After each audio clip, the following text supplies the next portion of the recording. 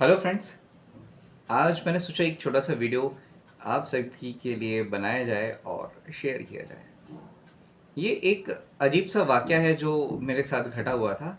बात ये थी कि एक बार मैं फ़्लाइट में था और मुझे जो साइड मिली थी वो विंडो साइड मिली हुई थी और मेरे साइड में एक बुज़ुर्ग व्यक्ति बैठे हुए थे। तो आपस में होता है कि इंटरेक्शन होता है, बातचीत चलती है, तो बातचीत चल रही थी। तो वो अपने इस साइड वाले व्यक्ति से चर्चा कर रहे थे कि कुंडली में ग्रहों का होना नहीं होना कुछ मायने नहीं रखता है और हम वो सारी चीज़ें कैसे मान लें, क्योंकि हमने तो किसी ग्रह को आज तक देखा ही नहीं है जो 9 ग्रहों में काउंट किए जाते हैं। मैं सारी चीज़ें सुन रहा था लेकिन मैंने कोई रिएक्शन नहीं दिया। होता है, हर एक व्यक्ति के अलग अलग भाव होते हैं, है ना। उसकी अलग अलग मान्यताएं होती हैं, फैक्ट्स होते हैं, बहुत सारी चीज़ होती है। तो मैं ये सारी चीज़ें सुन रहा था, बहुत ध्यान से मैं सुन रहा था। तो बोलते हैं कि जब जो चीज़ दिखती ही नहीं है उसे हम कैसे मान लें कि भाई उसके रिजल्ट हैं। राहु केतु तो होता ही नहीं है ना, लोगों ने मान के रखा है राहु और केतु, ठीक है। और राहु केतु जैसा ऐसा कोई ग्रह है ही नहीं, है ना। यूरेनस नेपच्यून हम मान लेते हैं कि चलो हमारे साइंस ने और जो एक्सनॉट्स हैं उन्होंने बताया कि भाई ऐसा ग्रह है तो उसको तवज्जो दिया गया, सब सुनता रहा। और जब राहु केतु होते ही नहीं है तो हम कैसे मान लें। और उन्होंने ये भी कहा कि भाई जब ग्रह इतने दूर हैं, ठीक है, जिन्हें हम 9 ग्रह बोलते हैं, तो इतनी दूर से कोई भी ग्रह कैसे इम्पैक्ट डाल सकता है आपकी कुंडली में, आपके ऊपर कैसे डाल सकता है। तो ये सब बस ऐसी ही बातें हैं। दिल के खुश रखने को गालिब ये ख्याल अच्छा है, वो ऐसा कुछ कह रहे थे। ठीक है, मैं सुनता रहा, मैंने कुछ नहीं बोला भाई, मैं तो अपने काम में लगा हुआ था। मैं मोबाइल में और टैबलेट में अपना बिजी था।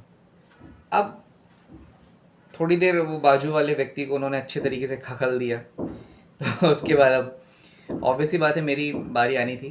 तो मुझसे बोले कि और आप कहाँ से हैं। मैंने कहा मैं मध्य प्रदेश से हूँ। कहाँ जा रहे हैं। मैंने कहा दिल्ली जा रहा हूँ। बोलते अच्छा ठीक है। बात करते रहे। उन्होंने बोला क्या मैं इस तरफ आ सकता हूँ थोड़ी देर।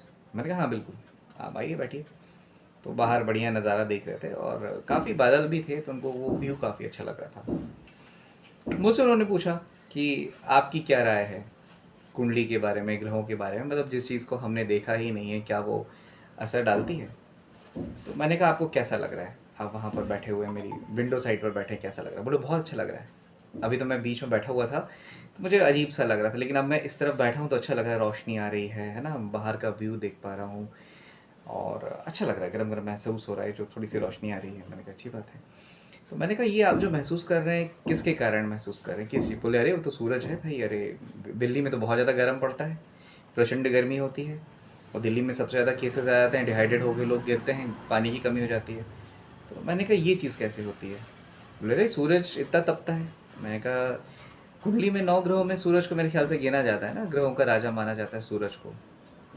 बोले हाँ सूरज तो तारा है एक, और क्या है। मैंने कहा देखिए आप बात कर रहे थे अभी शायद से कि ये 9 ग्रह होते हैं किस तरह से असर डालते हैं। मैंने कहा सूरज असर डालता है ना, इसका मतलब है कि 9 ग्रहों में सबसे बड़ा बलवान राजा, ग्रहों का राजा सूर्य देव, भगवान सूर्य कितना दूर है, असर डालता है, डिहाइड्रेट कर देता है ना आपको।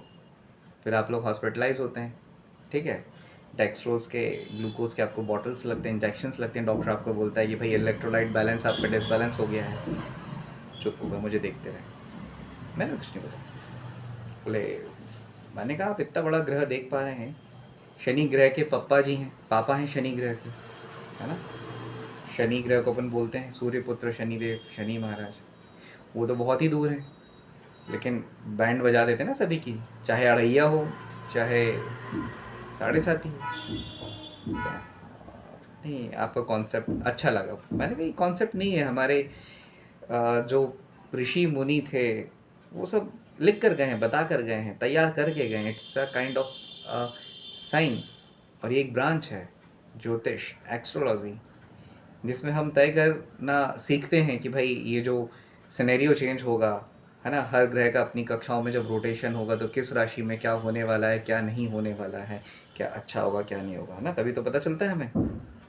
और हमारे यहाँ का जो फोरकास्ट तैयार होता है वो ग्रहों से ही तो होता है कि भाई कहाँ पे पानी होने वाला है, कहाँ पे गर्मी पड़ने वाली, तभी तो बताया जाता है कि आप किस क्षेत्र में इतना गर्म पड़ा, ये हुआ। तो वो बोले कि हाँ ये बात अच्छी है। मैंने कहा फिर रात में आपको कैसा लगता है। अरे रात में तो बहुत अच्छा लगता है, थोड़ा ठंडा महसूस होता है। मैंने चंद्रमा के कारण होता है।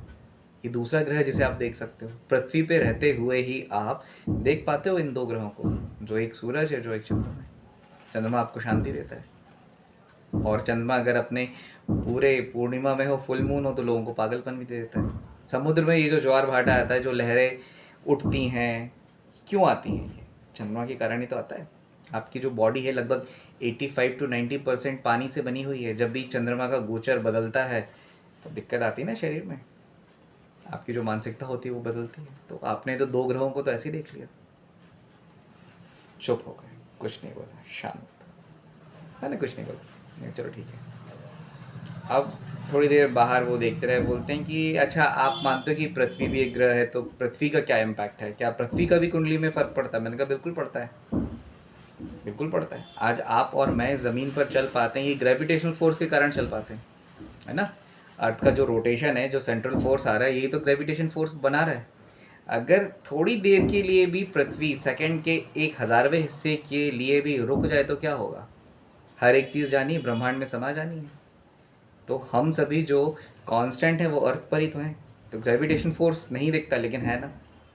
थर्माकोल जैसी चीज़, थर्माकोल की छोटी भी गोली अगर हम देख लें, उसका वेट नहीं आता मशीन में, बट पृथ्वी उसका बहुत ही एक सूक्ष्म वजन ध्यान में रखती है। आप उसको जितना भी ऊपर फेंको फेंको, आएगी नीचे ही। शांत हो जाए, कुछ नहीं कहा मैंने कहा कुछ चीज़ें जो दिखती नहीं है ना, होती हैं। डायरेक्टली इनडायरेक्टली इम्पैक्ट आता है ज़िंदगी में। जो भी इस चीज़ को समझ ले तो वो समझदार कहलाता है, जो नहीं समझता वो तो छोटा बच्चा ही है। अब छोटे बच्चे को क्या समझाएं? शांत हो गए। मैंने भी बहुत आराम से उनको एक्सप्लेन किया, जैसे एक टीचर एक छोटे से बच्चे को समझाता है कि वो छोटा सा बच्चा समझ पाए।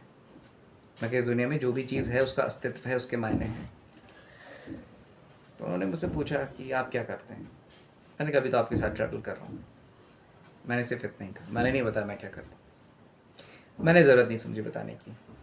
लेकिन हाँ, ये एक चीज़ मुझे बहुत अच्छी लगी कि मैंने उनके कॉन्सेप्ट क्लियर किए। मैंने सोचा ये एक छोटा सा वाक्य आप सभी के साथ शेयर किया जाए। वीडियो कैसा लगा?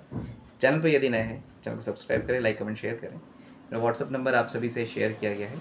कभी भी कोई भी कुंडली से रिलेटेड आपको परामर्श लेना हो, रत्न से रिलेटेड परामर्श लेना हो कि कौन सा पहनना चाहिए, रुद्राक्ष से संबंधित जानकारी लेना हो, तो आप मुझे इस नंबर पर संपर्क कर सकते हैं। धन्यवाद।